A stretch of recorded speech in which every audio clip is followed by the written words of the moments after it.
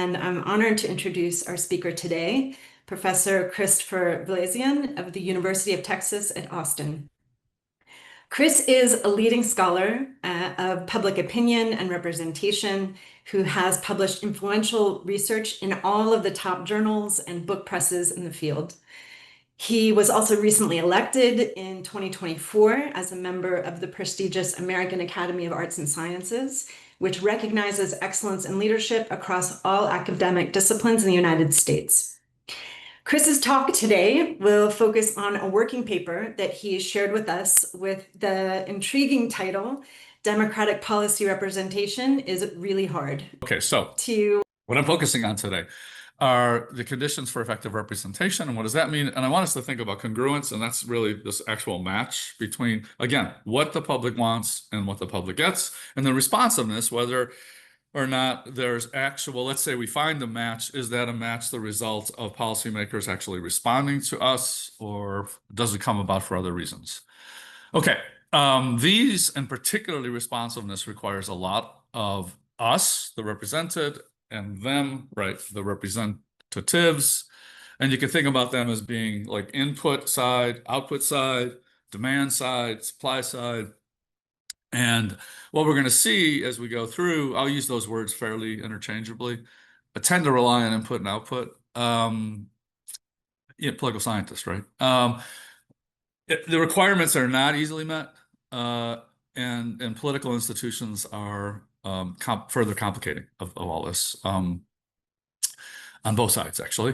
And I think in the end, this in bold is really probably the message, one of the takeaways, but there's more fine-grained message, I think, as we go through. But there's probably, I mean, I actually am surprised that we see as much congruence and responsiveness as we do.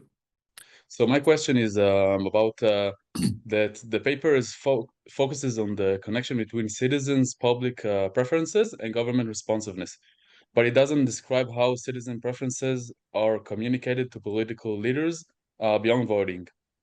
So do you think that it matters whether citizens communicate their preferences in ways beyond voting, like protesting or social media?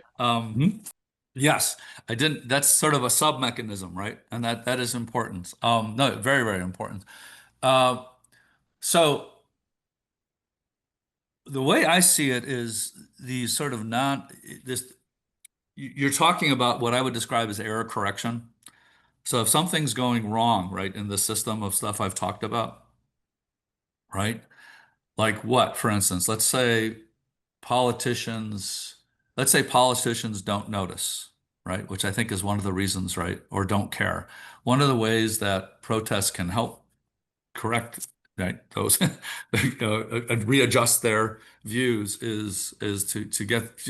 people can get them to readjust their views is to actually protest.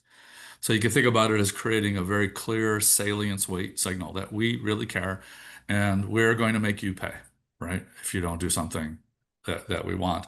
Now, will that necessarily work? I don't know. I mean, do politicians tend to care about public opinion? Yeah. They tend to. Do they try to influence public opinion? Yeah. Do they recognize when the public is out of sync with them?